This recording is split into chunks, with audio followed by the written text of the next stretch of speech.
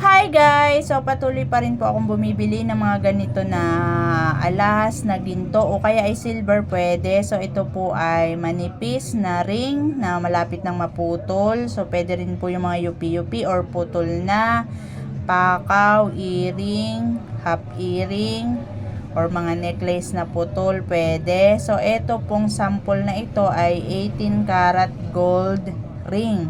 At ito po ay, ang timbang ay 1.3 grams.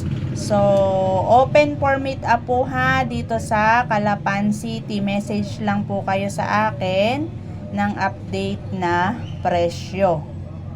So, tumatagpo po ako or kayo po ay pwedeng pumunta sa bahay para magbenta. So, pwede rin po mga silver guys ha. Silver o kaya old coins o kaya ay mga lumang pera.